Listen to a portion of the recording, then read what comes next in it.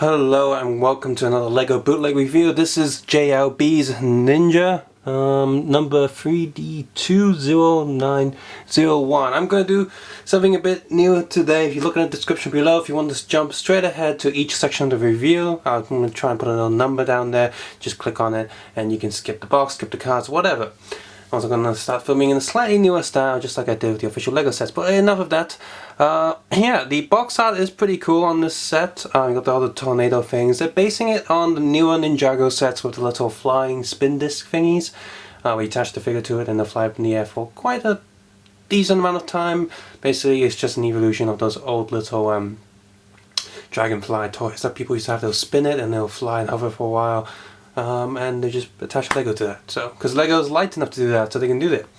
So anyway, you got I can't remember the name. I think the black one's Cole, Zane. You got Moro, some bad guy.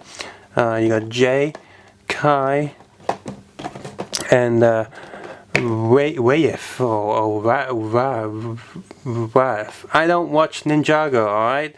So all these guys, the top of the box right there, just see their little head prints, which is accurate to their character, because I remember Cole has the bushy eyebrows, so that's interesting that they've done that. So, you know, very individually designed box art. On the side of the boxes, it shows you what cards they have inside, and again, that's somewhat accurate.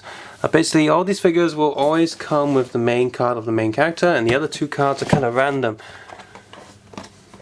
On the other side, it's a basic assembly guide on how to build little stands. And finally, the back of the boxes are all the same, showing you all the different figures in this, well, set. So the cards in this set feel a bit like, imagine just normal printing paper with thin layer of plastic on both sides. It's very thin, very flimsy. The edges are cut okay, and the print is sharp enough for the most part.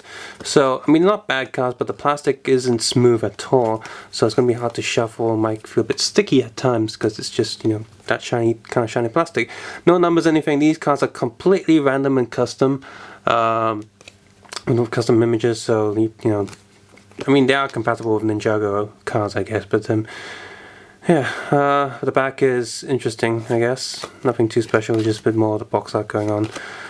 Rainbow colors. So you got J in the new form, J, older J, another J. So you got 3 Kai cards, or 2 of them are the same. Cole cards. He's very orange there. Zane. Look, this one even has the plastic wrap sort of punched onto it, so it looks all weird and stuff. So terrible quality. Mo. And now this one looks really cool, this plastic head. I want a Bootleg to make that. That'd be really cool. And it's got 2 extra cards, which is the same as the other card. First we have J. All of them have the same stage as the, actually says Ninjago right there. Does that you say Master Ninjitzu? Text is so small. Yep. Masters of Spintitious. This is actual logo. You got the little icons printed down there underneath the words JLB. Collect the more small blocks figure series JLB toys, or JLB, however you want to pronounce it. So all of them have these little 1x1 blocks with a little handlebar on them, and most of them have ninja stars. Quite a lot of them have ninja stars. This thing is built, so you do this yourself, so that's good. You can take it apart. And you see the plastic is really rough, got all these molding injection bits just sort of flaking out from the piece. And the hands on these little blocks, some of them are quite loose, so that's not cool at all. As for the figure itself, these ninja stars are quite sharp, but the figure itself, the print is very cheap looking. I mean, it's accurate. You got the silver and the blue, but that's the only 2 colors, and I'm pretty sure the official LEGO one has a bit more colors. His helmet pops off really easily, and as far as I can tell, this head is accurate enough to print in terms of what I've seen before from other sets and whatnot, so that's okay. The back print's also very simple. They actually have 3 colors, they're silver, blue, and white. But yeah, it just doesn't feel as good as other bootlegs or Lego. The print just seems a bit off. The legs are slightly loose. The inside is very similar to official Lego. It's So yeah, I mean the legs aren't loose enough that he'll fall over or anything, but it just definitely feels a bit more flimsy than the official stuff. Also notice because of the weird shape of the heads, the eyes don't line up to the little slots in the mask, so good job guys! Next we have Kai. The golden dragon sword thing here is pretty solid, but this piece, this sort of transparent lightning sword, look how soft it is. It's like, it feels like one of those like rubber gummies. Look, you can go that far, it doesn't snap, it's just really soft. It's interesting, it's not a bad thing necessarily. I mean, it's different. I can't say it's bad. It might be quite useful to have a sword that's soft. The handle here is very loose, so this one doesn't quite plug into there, depending on some angles. And nope, there you go, that thing pops out. By the way, and if you're curious about what the joint is underneath the arm, it's still this sort of standard sort of pegish system, unlike the little C shape that official Lego have. The shoulders here are a bit sharper than official Lego. Not as sharp as Deku. Oh, almost. And these ninja stars are really digging into my fingers right now holding him. And all of these helmets, none of them fit too well. They like to pop off. They really like to pop off. And that's because if you notice the shape of the head is actually slightly different from official Lego head. It's a bit more angular than official Lego heads. It's not as round, so it doesn't quite fit in the little helmets. And again, the body print, while the print is relatively accurate to the actual figure, it feels a lot cheaper. The feeling of the plastic also feels a lot cheaper. It's just something tacky about it. I can't quite pinpoint what it is, but when you touch it you just feel like this plastic isn't as good. And same goes with the print.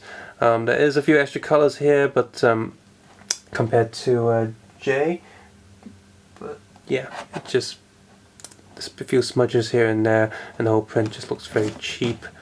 At the back as well, again, while the details there, it again looks very cheap. Next we have Cole right here. He's got a really orangey thing going on. He's got this sword which you do have to build. It's not as soft as the other one, but it's quite soft. Again, his helmet comes off really easily. He's got an orange head. The face print is decent here. I think it looks good. Body print, again, feels a bit tacky. And the back. Oh, next we have Zane. Another one of these soft swords. This long one here is also quite soft, not as soft as the lightning thing. So there's his head. Yeah, his hand's a bit loose. No back head print or anything. He also comes with two of these transparent blue sort of slashy bladey thingies, and both of them again are completely hard plastic, so it's kind of odd that the transparent blue lightning sword is the only thing that's really soft. Next we have this guy. They do have the transparent plastic legs and transparent plastic head, also transparent spider here, a little silver tentacle thing. And again, torso print is actually a bit better here. There's a bit more detail going on, but the colors look washed out and you know, very bootleggy. His head does not want to fit in there at all. In fact, it's very loose because the mouse mask piece doesn't quite resemble official Lego, and the heads are being more angular than normal Lego. Again, the whole thing just feels very loose and wonky. Just doesn't want to fit in too well. But anyway, that's his actual face underneath the mask. On the back there, you got yeah, the word aggressive or angry, like aggressive man printed on the back of him, which makes sense because they're bad guys, so they're more aggressive and violent. And finally, we have the other bad guy who has a really nice sword. This is made out of hard plastic though, not soft. So again, inconsistencies. Body print, the green's far too lime in color, I think on the torso, so it looks kind of fake, and his head's a bit loose, and the face is his neck's far too loose and his hair is far too tight. I can't get the hair off. Oh, there we go. Just plug him back on his base. His legs are also quite loose joints. He's got this weird mummified mask thing going on, which again actually looks quite decent, but again, with the wrong head shape, the whole thing looks off. And hey look, back print on one of these, and it's on the bad guy. The white coloring on the back, it also looks very tacky. So like just imagine you have an image on the computer, and instead of you take the image and you reduce the amount of colors that they have, and this is what you get right here. So there you have it, the JLB latest line of Ninjago figures.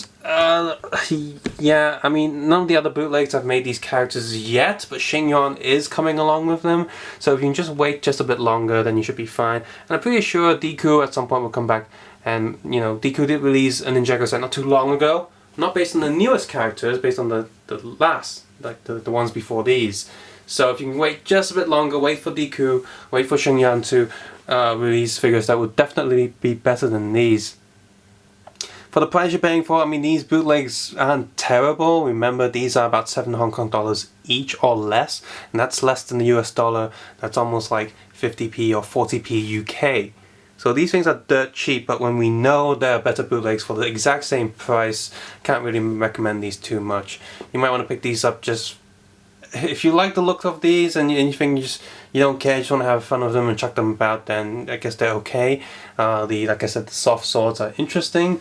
But apart from that, I just wouldn't really recommend these when we definitely know better figures are going to be coming along. What I do have to say though, compared to the previous JLB stuff, I think these are slightly better, just a tiny bit, but they're not quite the quality of Bad Lily, let's say. Bad Lily is still sort of the same as this level. Good Lily is a lot better, you got Deku and Shinyon right at the top. This also feels kind of like Boshi, but slightly worse. If you've enjoyed this video on these knockoff Ninjago figures and want to have a look at maybe some good knockoff Ninjago figures, you can also check out my channel, check out for the Deku and Shinyon stuff. I do have a playlist of all the Ninjago related bootleg Lego. I also have reviewed a few official Lego Ninjago stuff, so you can check those out as well. Also did an animation of official Lego Ninjago versus bootleg Ninjago. It's a little jokey thing with Chima coming in as a cameo. Just a silly fight scene really of real versus fakes. And finally, if you want to support this channel and I can make even more videos, please check out the Patreon link in the video description below or in the annotations. But most importantly, at the end of the day, take care and have a nice day. Bye.